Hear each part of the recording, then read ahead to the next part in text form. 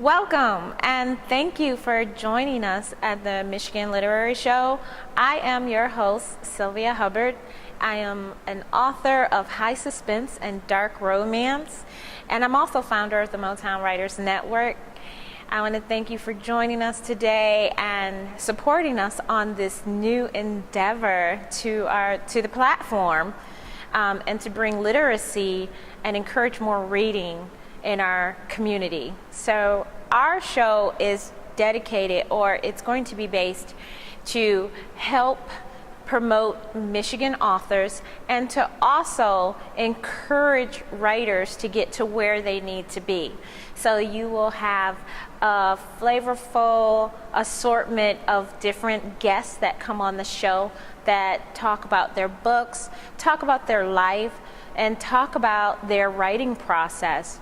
So I hope you continue to join us every month as we showcase new authors and new topics to come. You can always contact us, follow us, and find out more updates at MichiganLiteraryNetwork.com.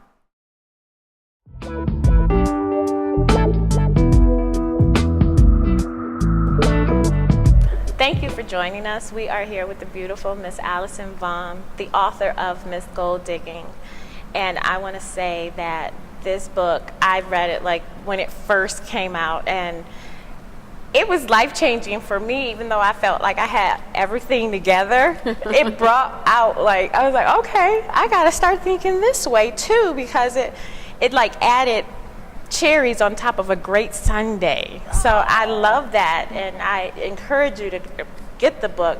But we have her on today to talk about our theme of the show, which is about goals, setting goals for your annual success. And we are so happy to have you. Thank you for joining us today. Oh, well, thank you for having me. Thank you so much. It's always good to see you and be in your space and be in your energy. So thank you. I appreciate being here. So yes, we're going to talk about goals. You see I have the sweater on. Yes, about goals. So yeah, let's just talk and just dive right in. Yeah, as we go into our year, and we want to make this like the best year possible. We wanted to bring you in to talk about how to set those goals, how to create success. So we know that if you do not plan, you are going to fail automatically. Sure. So what can people do in that planning process to make sure they can have a successful year, and also to create that inspiration and determination even when their spirit gets low throughout the year? What they could do? Well, I like how you use the word spirit, because everything that I do, I am guided by God.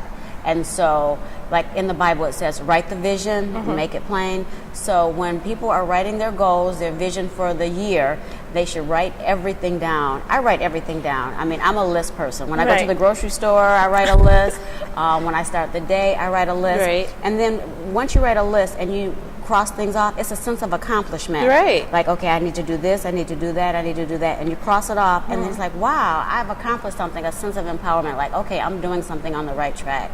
So it's so important just to write down goals, write down your vision, and even create your own theme for the year. So, for example, my theme for 2019 is, oh no, I shouldn't have said that. Oh, That's all right. That's all right. Okay. 2019 is adding value. I want to make sure that I add value to people, whoever I come in contact with, whatever I'm doing at work, adding value. That's my theme. That's important. Yeah, that is important. A lot of people don't feel that way. Don't get me started. So when they're creating this list or the boards that they create, how detailed do you think they should be? Should they be like a daily, a weekly, a monthly? Well, no, that's good. But all of the above. You should have a plan for the day. And I keep a journal, so a plan for the day, a plan for the week, and then I have this huge calendar that's on the kitchen counter. Then I also have a calendar on the refrigerator, because I just need to see the date. Right, you need to see. I just need to see it. So I'm a very visual person. You know, some people are visual, some people are audio, but I'm a visual person, so I need to see things. And so they should do it weekly. Write down their goals weekly, and then monthly, and then for the year. And then you can do 6 months, or you can do it 1 year. But you know, you don't want to spread it out where things are unrealistic, because this is what happens. People write goals, but they do unrealistic goals, and when they don't achieve them, then they feel bad about themselves. Get and disheartened. And so you have to think of things that you can do realistic. So for example, if a person wants to lose weight, instead of saying, oh, I want to lose 100 pounds, start off saying, I want to lose 20 pounds. And then once you lose 20 pounds, then you can do baby steps count steps. too. Yeah, baby steps. And so Right. like that's, I'm always on a mission to lose weight. That's my thing. So a little off topic, for resolutions, should you make those resolutions, or should it be more of just planning the goals and just trying to like step up to that goal of where you want to be? I don't do New Year's resolutions. You know why? Because you end up breaking them. I'm just like anyone else. You do a New Year's resolution, and by the middle of January, those goals, those resolutions, you don't stop do. going to the You gym. stop going to the gym and doing what you need to do. So I don't want to, backtrack or, feel like, gosh, I'm not accomplishing something. So I don't set them. I don't set New Year's resolutions. Do you? No, I don't. I've never done it, and that was crazy. Like when people would like, "Oh, I'm gonna do this," and then it never works out. I hate disappointing myself, Right. So that's why I don't do it. Because I get mad when I disappoint, and then I'm like you said, you backtrack and you're trying. Then you feel like you're playing catch up, and you lose Right. focus on what you could have been doing to get to where you need to be. So that's what that was it. So changing our focus just a little about our year of how to improve ourselves, bringing in our image and how we want people to see ourselves, and how we can create a powerful image or a confident image, because having that confidence in order to achieve our goals, in order to be where we want to be, how can women do that, or how can anyone do that and say, well, I'm in this position, but I would like to be in this position, and I want people to see me as this? So, well, that's a good point, because you always want to dress for where you want to be. So if you want to be the CEO, you have to dress like the CEO. So dress for the position that you want to be in.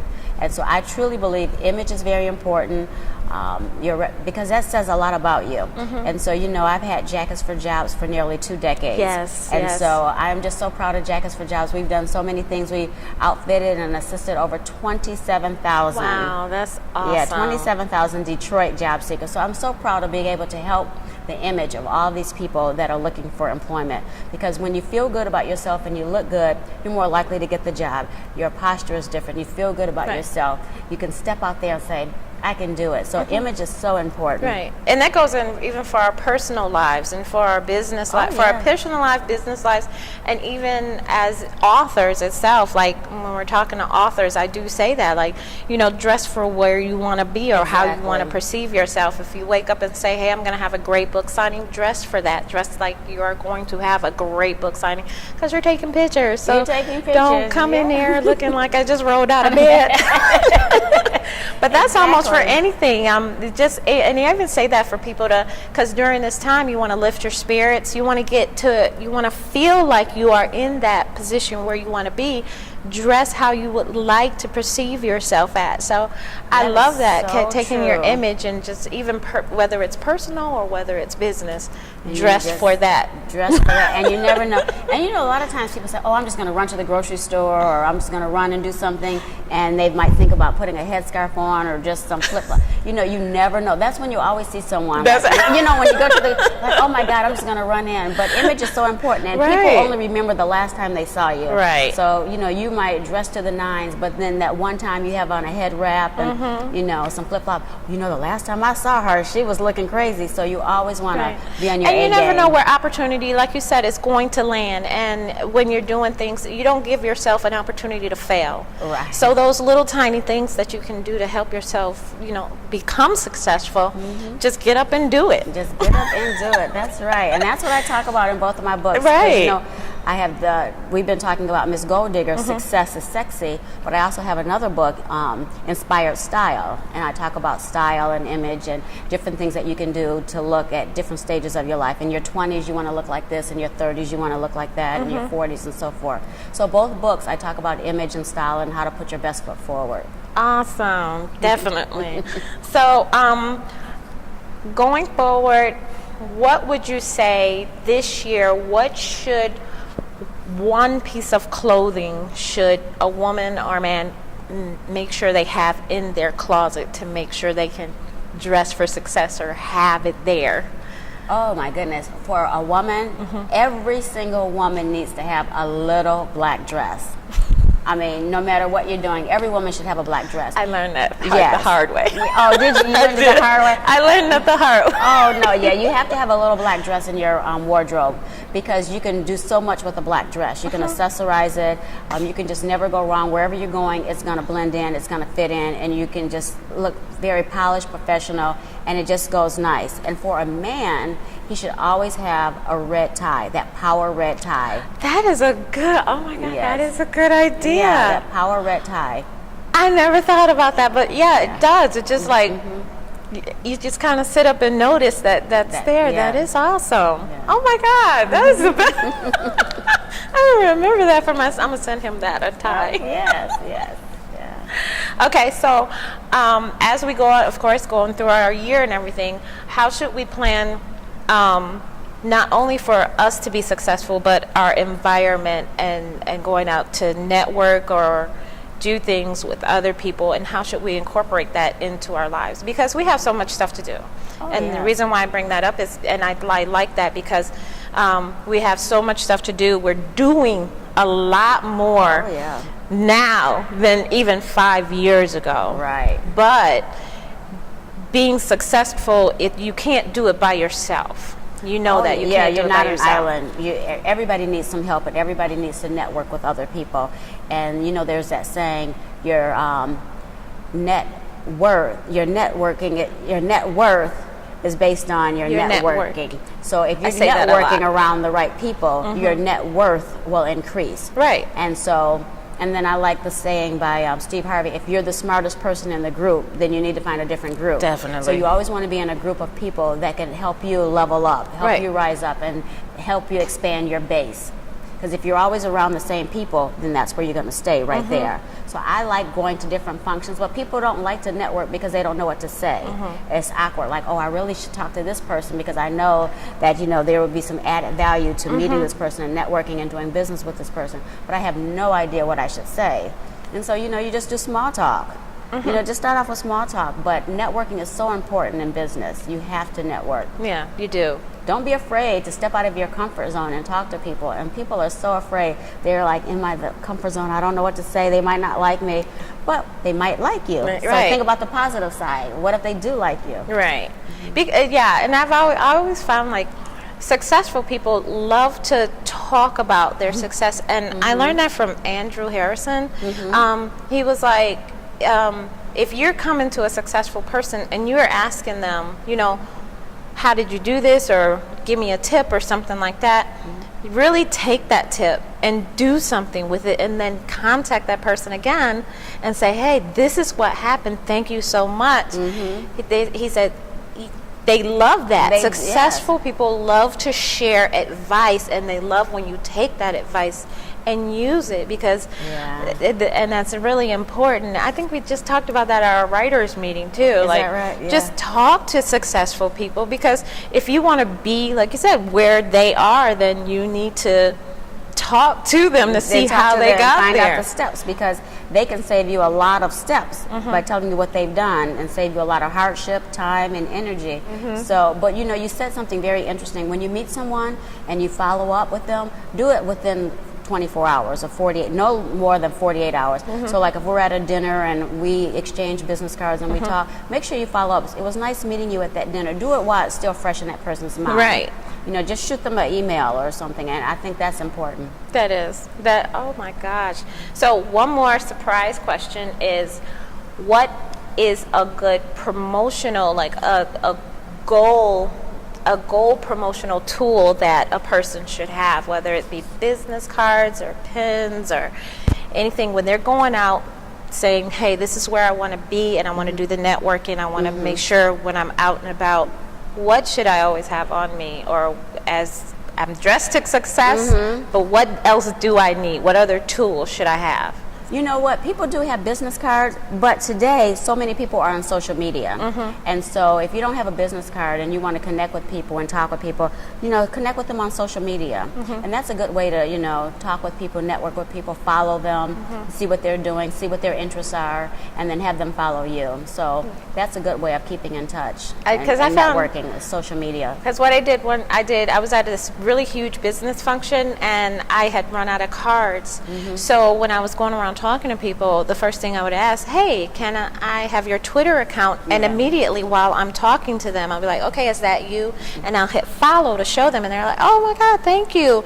And they remembered me because of that. And then I would go home and retweet something on them to make sure, like, okay, I'm watching you. I got you. See, now you need to write that book about something like that, because that's good. That's exactly what you need to do. It was a really good thing, because then a lot of people will come back, yeah, I remember you, or they'll come back and retweet something I had, and I'm like, oh. See, there you go.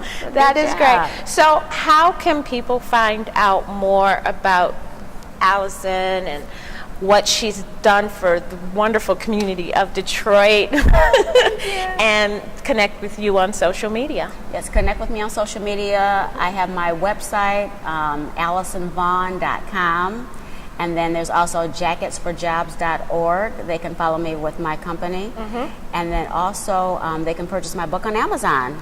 Definitely. Yes, Miss Gold Digger, Success is Sexy on Amazon.com. Thank you. I want to thank Alison Vaughn for joining us. This has been a great talk to start off the show, to start off the new year, and I want you to support Alison and all of her endeavors, because they are really important to us as authors, as us as Detroiters, as us as Michiganders. Like, that's just important. Right. Yes, set goals. Yes, set goals. Goals. Thank you. Thank you for joining us. I am your host, Sylvia Hubbard. You can always go to the MichiganLiteraryNetwork.com for more updates, subscribe to our site, and to contact us for anything you would like us to showcase or talk about. We appreciate you coming and joining us on this show, and we hope to have many, many more to come. Don't forget, join us at MichiganLiteraryNetwork.com.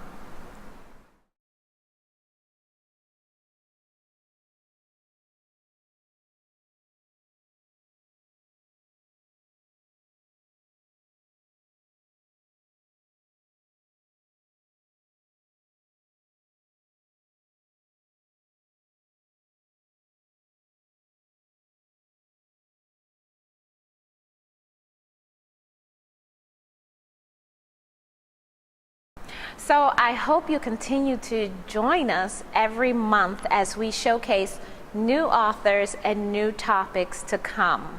You can always contact us, follow us, and find out more updates at MichiganLiteraryNetwork.com.